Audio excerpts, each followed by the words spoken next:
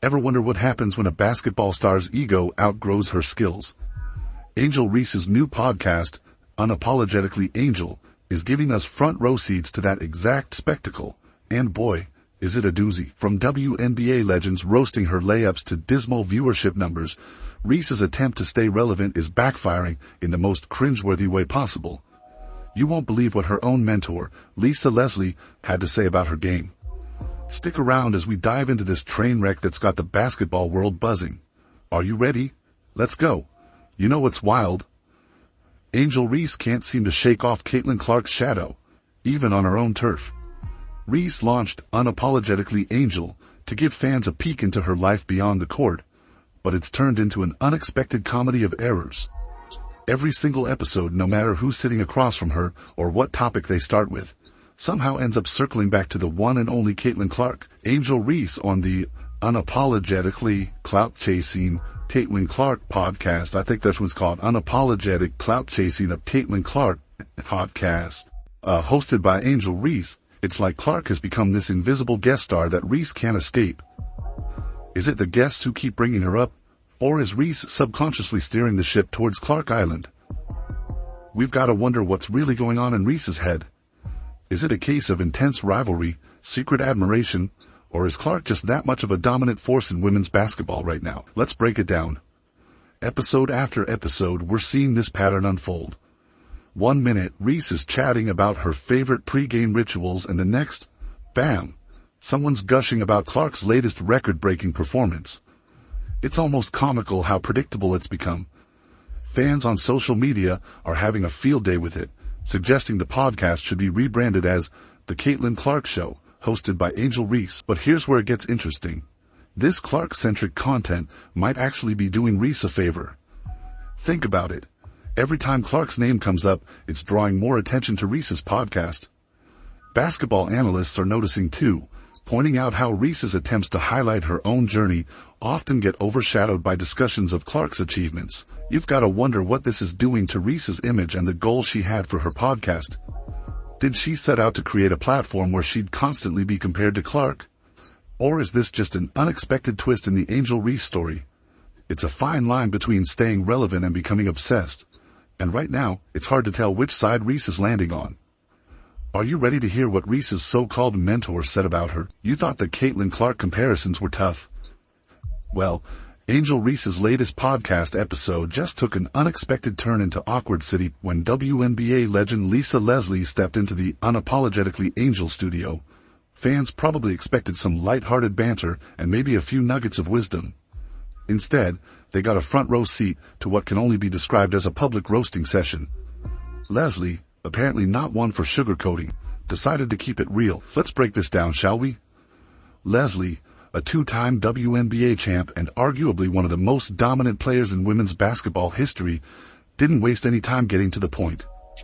She looked Reese dead in the eye and dropped this truth bomb. The biggest advice I have for you is going to be how you shoot your layups, period. Ouch.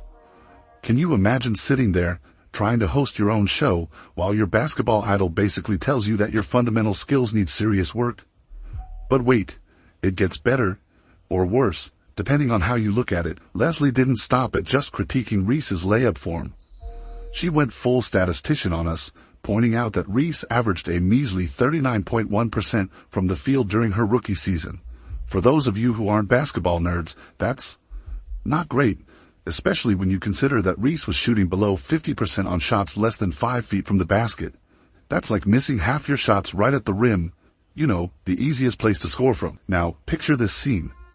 Reese, probably sweating bullets, trying to maintain her cool as Leslie just keeps dishing out these harsh truths. It's like watching a train wreck in slow motion, but you can't look away. The awkward tension in that studio must have been thick enough to cut with a knife.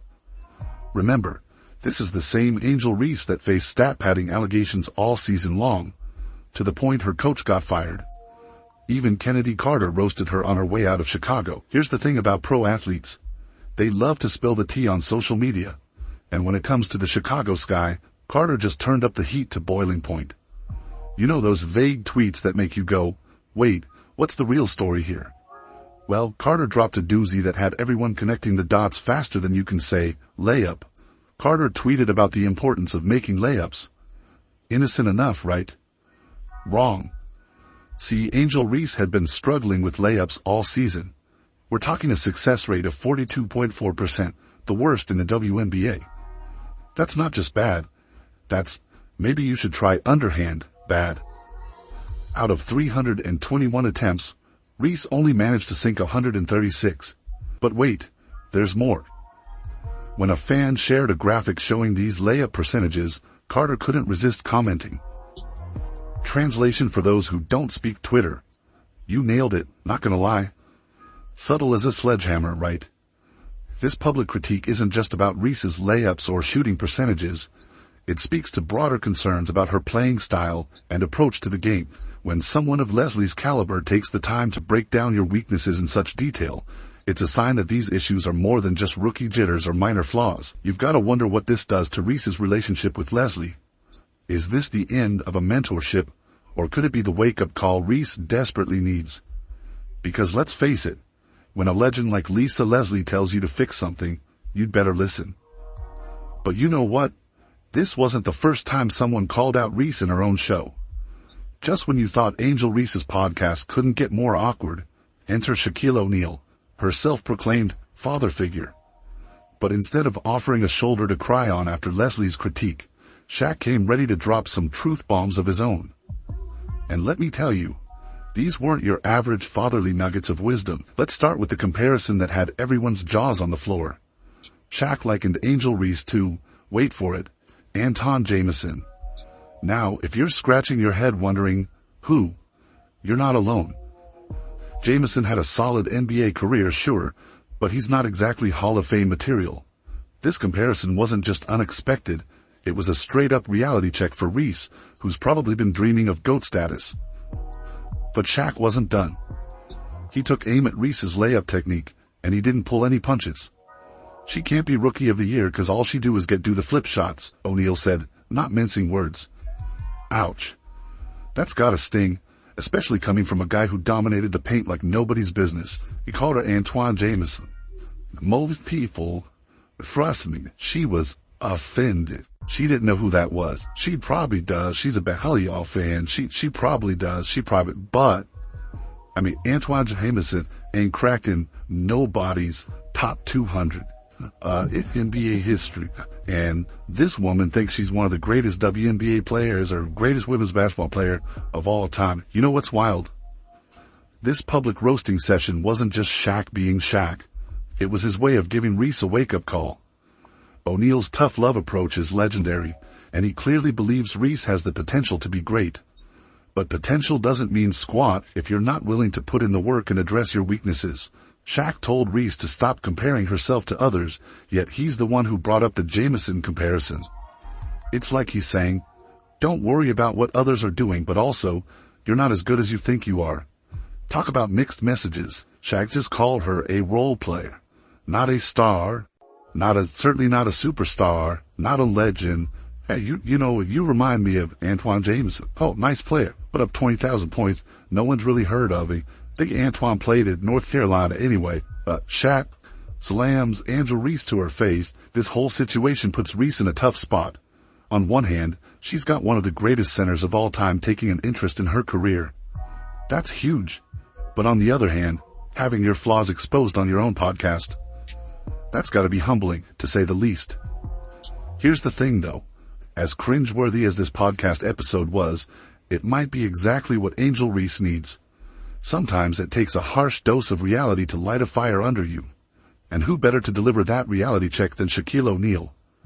The man knows a thing or two about dominating in the paint and leaving a lasting legacy in basketball. The big question now is, how will Reese respond? Will she take Shaq's critique to heart and work on improving her game? Or will she brush it off and continue down the same path? Her reaction to this public tough love could be a defining moment in her young career. Turns out, Shaq's critique might be the least of Angel Reese's problems right now. The new 3-on-3 league, Unrivaled, is living up to its name in all the wrong ways. Remember when Reese claimed to be the reason people tune into women's basketball? Well, she was supposed to be the biggest draw of the new league. Well, the numbers are in, and they're painting a very different picture. Let's talk ratings. Unrivaled is barely scraping by with 100,000 viewers per game after its opening weekend. That's not just bad, it's catastrophic. We're talking about a show featuring one of the most talked about names in women's basketball, and it's pulling in fewer viewers than your average cat video on TikTok. But why is Unrivaled tanking so hard? Is it Reese's on-court performance turning viewers off? Or is there more to this ratings disaster? Well, when your layup percentage is sitting at a dismal 42.4%, it's hard to keep fans glued to their screens. That's right, Reese is missing more layups than she's making, especially when you play so close to the basket. It's like watching a professional chef burn toast. The fans aren't holding back either. Social media is having a field day with Reese's struggles. One fan didn't mince words, saying, "You need to work on them layups, you can't shoot a layup to save your life." Ouch. When your own supporters are roasting you this hard, you know you've got problems. And it's hilarious because it's my understanding now, she keeps telling us, Angel Reese keeps telling us, that it's not just Caitlin Clark, that she's part of this brigade of women's basketball players that are leading all these new viewers into the WNBA. And I think it's these ratings right here that prove the biggest point. Even Reese herself seems to be feeling the heat. In a recent podcast episode, she tried to put a positive spin on things, saying, "Do you realize I got drafted 7th in my class while missing layups as a rookie, shooting 39% on the year, and was still an all-star, and that was the worst you'll ever see me." It's a valiant attempt at damage control, but when your defense boils down to, "I can't possibly get worse," you might want to rethink your strategy. The reality? Other women's basketball content is thriving while Unrivaled flounders. Fans are clearly hungry for women's basketball. They're just not hungry for what Reese is serving up.